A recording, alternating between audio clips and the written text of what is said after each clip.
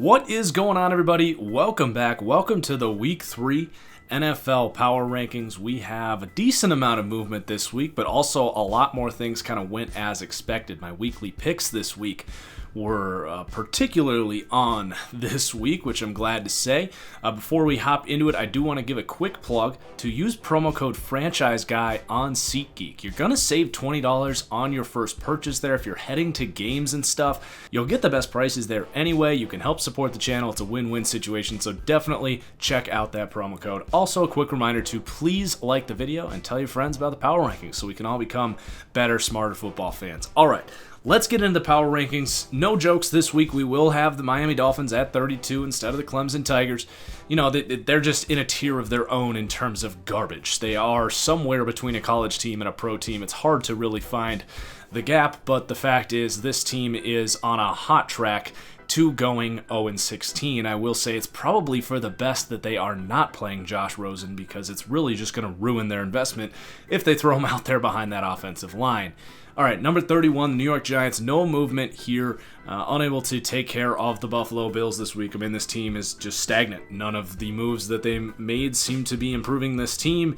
It's going to be time to move on from Eli sooner rather than later here and begin a new era, hopefully with a new general manager. Number 30, the Cincinnati Bengals. I caught a lot of flack last week because I said that, yes, the Bengals impressed me, but they did not move in the power rankings last week because, well, the film basically tells you everything you need to know. This team just got steamrolled by the Niners this week, absolutely blown out. Number 29, the Oakland Raiders. There they are. That's the defense I've been talking about all summer.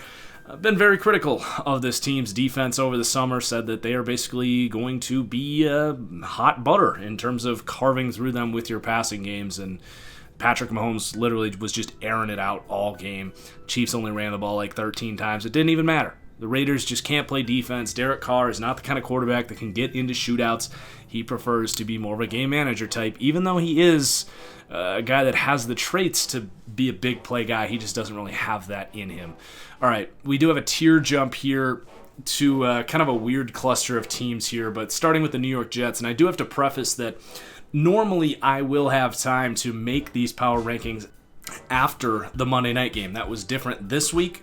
I have people in town, so I had to make these before the Monday night game. So I am going to have to go off of the assumption that the Browns kind of take care of business here on Monday night, win by probably a couple scores against a Jets team that is just deflated with injuries right now. And we kind of see the Browns that we had expected in the preseason a little more. So the Jets right now, just too many injuries. Darnold's out with mono for about a month. They're going to have a really hard time becoming a relevant football team if they keep racking up losses here after a pretty disheartening start to their season as well. So -6 for the Jets, and then the Pittsburgh Steelers dropping 14 here. Not a big surprise. Big Ben's out for the year. Now, are they done? Like 100% done? I would say they're like 98% done. I mean, the Ravens seem to be kind of in control right now. If the Browns can bounce back, that division is probably going to be a bit of a long shot for them. But, you know, if Mason Rudolph as a second-round pick can step in there at quarterback and be pretty competent, they do have a chance, but I would not expect that to happen. I'm not particularly high on Mason Rudolph.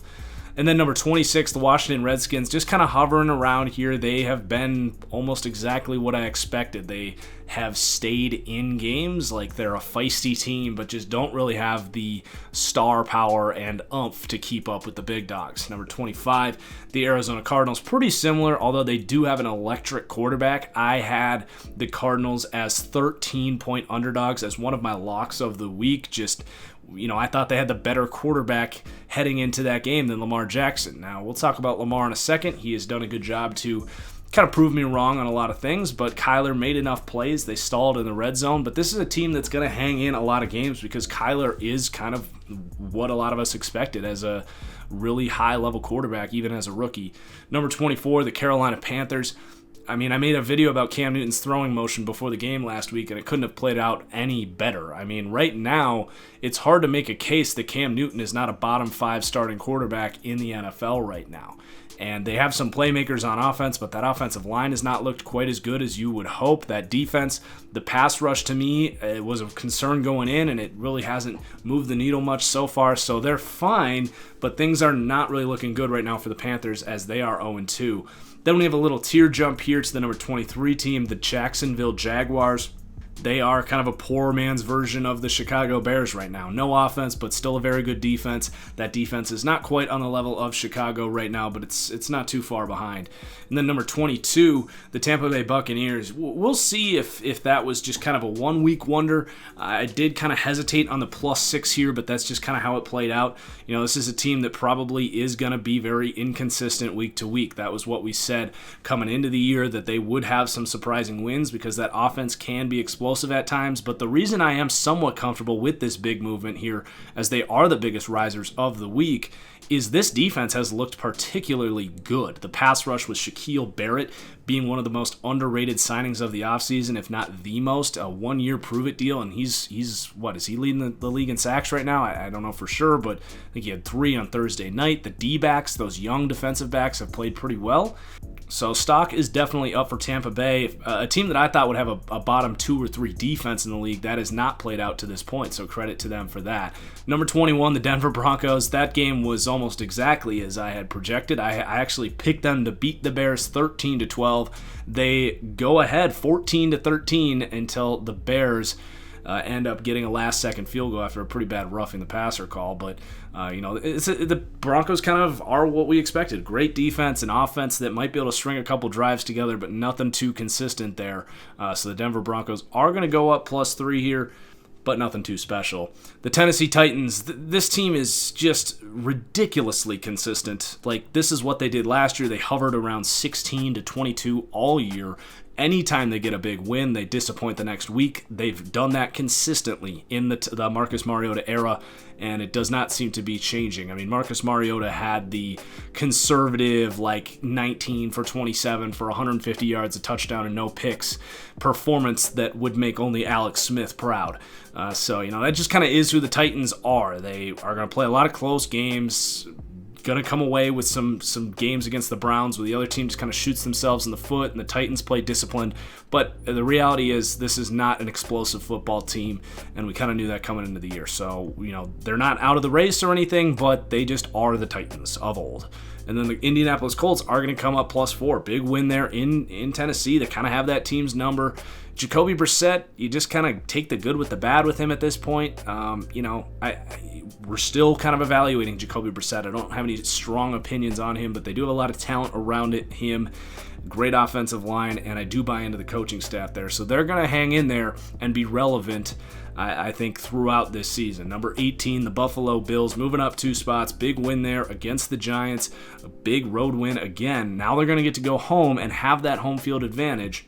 They are 2-0, and a team that myself and many people included had as kind of a wild card sleeper team seem to be on a good track for that. Again, this is a team that I say all the time has one of the biggest home field advantages in the league, so to start 2-0 on the road is big for this team. Number 17, the Baltimore Ravens. Everyone waiting to see how much this team's going to rise. How impressed am I by Lamar Jackson? I mean, look, yes, he has impressed, and I will continue to give him that credit. I think people believe that I hate Lamar Jackson. I am basing my opinions off of him of what we saw last year, which was the most inaccurate quarterback in the NFL. 2 weeks through the season, he has not been the most inaccurate quarterback in the NFL. He hasn't been flawless, but he has been pretty close. The only thing I'm going to say here is that they played Miami week 1, who we've seen now is closer to a college team probably than an NFL team, and the team that owned the number 1 overall pick in the draft last year, coming into Baltimore, and they didn't cover their ridiculous 13-point spread. So this is, as I learned in Ireland, this is cock on block week for Lamar Jackson and the Ravens. They got to play the Kansas City Chiefs. And if Lamar comes out and is a big-time quarterback in a big-time game and is not spraying throws and making all the throws we need, then Baltimore is going to be a legitimate team. I do have doubts on if they can do it. We'll have to wait and see how that plays out. Number 16, the Detroit Lions. This team is very steady. I don't see them making a whole lot of noise, but they beat the Chargers this week at home. I actually picked them to do that, so not a whole lot of surprise on my end for that. They have a very good advantage on the Chargers in terms of their offensive and defensive lines, and they were really able to kind of control that game for that reason. So it's a good football team coming in here right at 16. And then number 15, the Cleveland Browns. Again, we are assuming here that they're going to take care of the Jets and look a little bit more like they did, heading into the season. That could all go south. If they don't beat this Jets team, I'm going to have to come into the comments tomorrow and be like, yeah, this is a bottom 20 team. Just slide everyone up and move the Browns down. But, I don't expect any big surprises here with all of those injuries in New York. But it is the NFL. You never know. So now we have a tier jump up here. A lot of teams in this next tier, and these are all just kind of playoff hopefuls. Teams that could very well be playoff teams, and then teams that, are potentially Super Bowl teams in some respects. So number 14, the Atlanta Falcons, big win against the Eagles. I actually picked them to win that game, despite how high I am on the Eagles and how low I am on Matt Ryan. They pulled through. Big win for them, so they're going to go up +1. They're right in the thick of things, especially with here the Drew Brees injury is going to knock the Saints down 9 points. Now, Teddy Bridgewater is a fan favorite, and I will certainly be rooting for him. How can you not? Great guy. I do think he is overrated as a backup quarterback. I think people want him to be better than he is. He is fine. He is the definition of a backup quarterback, a game manager type. They're going to have to win games with defense. Alvin Kamara running the ball. I don't see Michael Thomas having a huge impact there with Teddy Bridgewater, who does not go vertical at all. So, they're going to have to kind of exist here without Drew Brees. And obviously when they get Drew Brees back, they'll be back into that top 5 on a week-to-week basis. But if they're 3-6, 3-9 in a competitive NFC, it's going to be really tough for them to get back to there. So it sucks to have that injury, but it is what it is. Number 12, the San Francisco 49ers, +2, absolutely steamrolling. The Bengals cleaning up some of those sloppy mistakes they had there in San Francisco. In Tampa Bay the week before. So stock up on San Francisco, and they luck out because they play the Steelers this week. I think it's in Pittsburgh, so really lucky draw for them to get a backup quarterback in a game that they definitely had circled as one of their hardest on the year. So San Francisco definitely in a very fast climb right now, and they've stayed healthy since the season started. Actually, that's not entirely true. I think Joe Staley left with an injury, so I don't know exactly what's going on there. Houston, number 11 here. Pretty much what we expected. I had a low-scoring game against Jacksonville. Jacksonville definitely gives this team troubles. That pass rush is trouble against that offensive line of Houston. They've got the coverage to run with DeAndre Hopkins as well. So not a really head-turning game, squeaking out a low-scoring game against Jacksonville. And then number 10, the Seattle Seahawks, +1.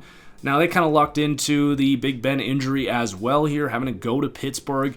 But they capitalized. They kept scoring as the game went on and got a big road win there. The Seahawks are 2-0.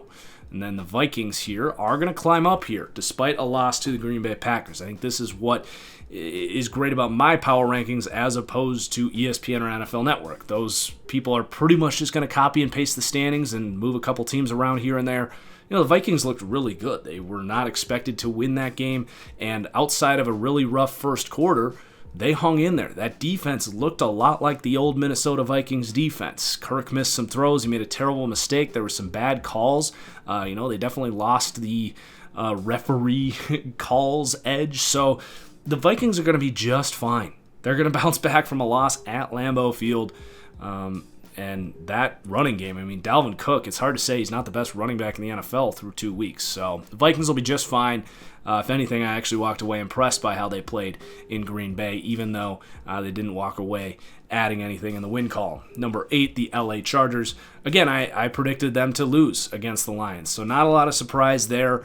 They were out-physicaled. It's a bad matchup for the Chargers going on the road to a team that has, unlike most teams who are going small, speed, coverage, the Lions are like, we're going to just stop the run, we're going to get big. And the Chargers just didn't really match up with that on the road. Then we got the Bears here at number 7. Dropping down a spot. They just don't have an offense right now, so that's problematic. They do have the best defense in the NFL. They're still a top 10 team. They're going to be able to beat anyone because of that defense, and I think they'll be all right. They actually did win this game. It almost feels like they lost because they kind of pulled it out of their ass at the end. but I did actually pick Denver to win that game. So good road win there for Da Bears. Number 6, the Dallas Cowboys. They're going to climb up 3 spots here. Really impressing this year. That defense has been very steady. Dak Prescott in that passing game has probably been the bigger surprise of anything. So they're just a really solid team. I don't think anyone's really looking forward to playing the Dallas Cowboys right now. Number 5, the LA Rams. Another team that kind of lucked into an injury. I mean, that game was pretty neck and neck until Drew Brees got hurt. And that freaking punt return touchdown that was called back. I feel so bad for Saints fans. You lose your quarterback this week. You get absolutely screwed by the refs yet again against this team of all teams. They're a team that's had a lot of success, so it's hard to feel bad for the Saints, but man, they've had some rough luck over the last couple of years. So the Rams, this is about them, not the Saints. They took care of business at home. Just kind of did what we know they do. Todd Gurley continues to look pretty good. Number 4, the Green Bay Packers. Big win against the Vikings. They are 2-0. Now, I think people are going to start looking at Rodgers' stats over the last few weeks. Granted, he looked awesome in the first the first quarter against the Vikings. People are going to look at Rodgers' stats after the first 5 or 6 weeks and think that he's just not very good because that was the entire narrative over the entire summer. All I'm going to say here is that Green Bay plays pretty much all of the best defenses in the league in their first 5 weeks. They already played the Bears. They played the Vikings. They're going to play the Broncos this week. They play the Cowboys and the Eagles after that. It's going to open up after that. So it's good for them to start 2-0 against some really good teams. They're going to get Denver at home this week. We'll see how they look. But things are looking good there in Green Bay. That defense has really been the story of the year. They're giving up just 9 points a game right now. Philly, number 3. They're going to move down a spot. Tough game there in Atlanta. A ton of injuries, and they still almost found a way to win it. Wentz played pretty bad in the first half, but bounced back. I think the Eagles will be fine. I actually picked them to lose that game, so not a whole lot of surprise. Now we've got a tier jump up to the Kansas City Chiefs at number 2. Just throwing the ball over the place, no care in the world. I mean, Mahomes missed a lot of throws in that game, but it didn't even matter because they just are able to take shot after shot after shot because of how much talent they have, how great Mahomes is, how good the offensive line looks at times, and how good that play calling is. Like, they are just an offensive machine. I still think defensively they leave a little bit to be desired, but they're kind of don't really need a defense at this point in the season. New England number 1, no surprise, not even really worth talking about. They beat a college team. Good for you. All right, those are the power rankings this week. Again, guys, please hit that like button. A reminder, you can get the picks on my Patreon. Link is in the description below. We'll see you for studs and duds on Wednesday. Peace out, guys.